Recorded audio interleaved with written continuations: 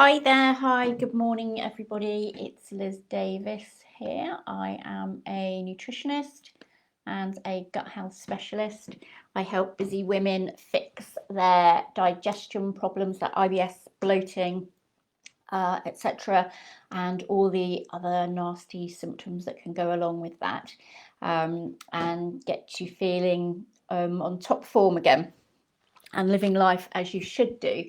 So today I was going to do a quick rundown of 6 really common nutrient deficiencies that I tend to see in clients a lot. And I'll do a quick rundown of what the nutrients are and what you can do, what foods to eat to overcome this, and if you need to supplement or whatever's appropriate. Okay, so the first really big one I tend to see is omega-3s. Omega-3 is a really common nutrient deficiency because it's the best source is found in oily fish, and so many people do not like eating oily fish at all. And to have adequate levels, you really need to be eating it at least 2 or 3 times a week, if not more, really. So a lot of these symptoms are very, very common. So what are the symptoms then of an omega-3 deficiency? You may have digestive problems, you may have hormone problems, PMS, perimenopause, menopause, etc.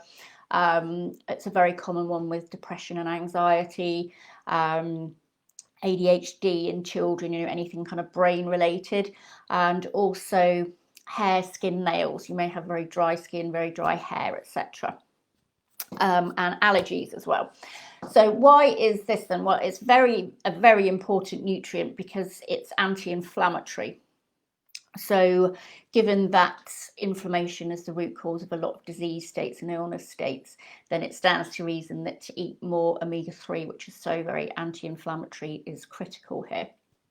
Okay, so then the other thing you want to bear in mind is that you need it to keep your cell membranes nice and supple, so one cell can communicate with another cell very easily. For example, in the brain, you want the neurotransmitters to communicate very easily between brain cells. If your cell membrane isn't supple, it's going to be a bit too solid and they won't be able to get through properly and communicate with each other. So that's a big reason for a lot of these issues with omega-3.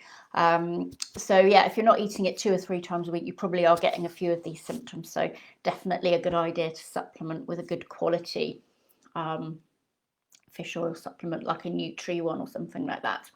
Okay, so the second really common nutrient deficiency would be magnesium. So it's critical for your gut function. So if your gut's not functioning very well, you probably won't be absorbing magnesium very well, and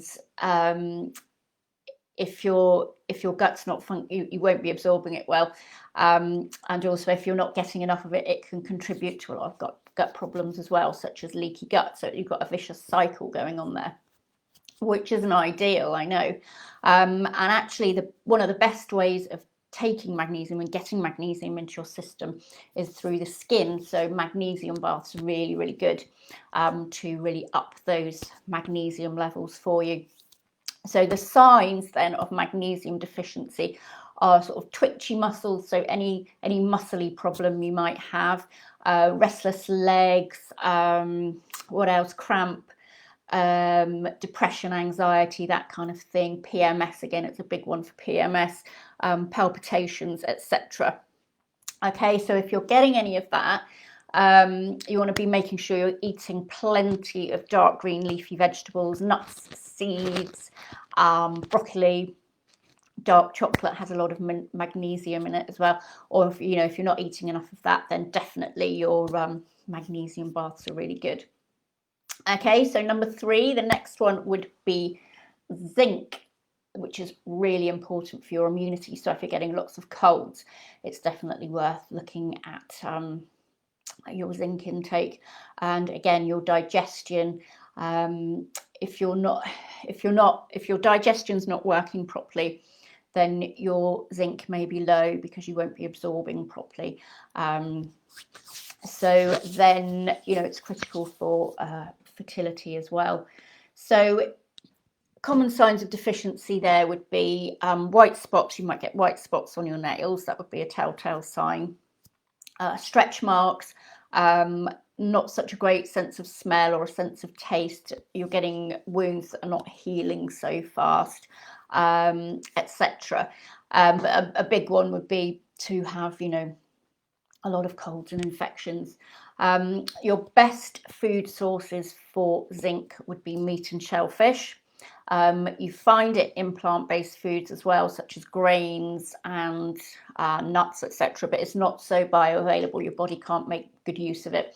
So if you're vegetarian or vegan, then it's a good one definitely to supplement, and it would be included in most good quality supplements. Okay, so that is zinc. Number 4, vitamin C. Again, it's so easy to get deficient in vitamin C, simply because although it's in a lot of fruit and vegetables, by the time the fruit and veg get to you, they've likely been hanging around for a long time, and vitamin C does start to diminish as soon as the fruit's picked or whatever. So by the time it gets to you, it may not have very much in it.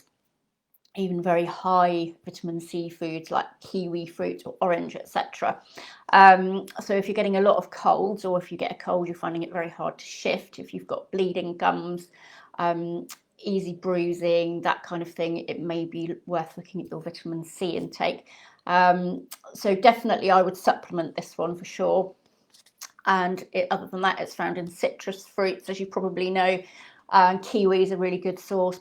Red peppers are a really good source. Broccoli, things like that.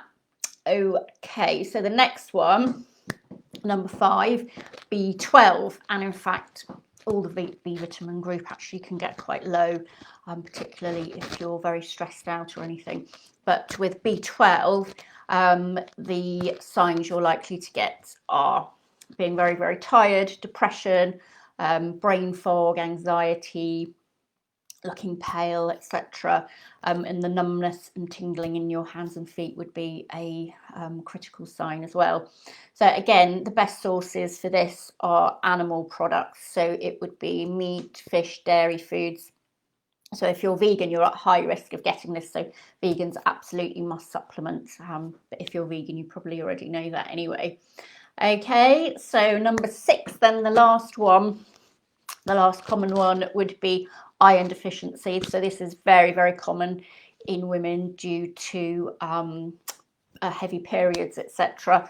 So if you are getting symptoms like ongoing fatigue, looking incredibly pale, so a common sign would be paleness inside the eyelids, paleness on the nail beds, just generally looking very pale, mouth ulcers, brittle nails, dizziness, fatigue, things like that, may be worth a trip to the doctor to get your iron levels checked, and then you can supplement accordingly. Again, the best sources are going to be meat, poultry, fish, nuts, seeds, lentils, your green vegetables, and all this iron, particularly the plant-based iron, is going to be better absorbed with a vitamin C rich food as well. Okay, so I hope that helps you a little bit. So there's some common deficiencies and some symptoms and signs that you may be experiencing them. If you would like to speak to me, I shall put a link to my diary in the comments, and I'm happy to point you in the right direction with supplementing or testing or anything like that. Okay, I shall speak to you next time. Bye.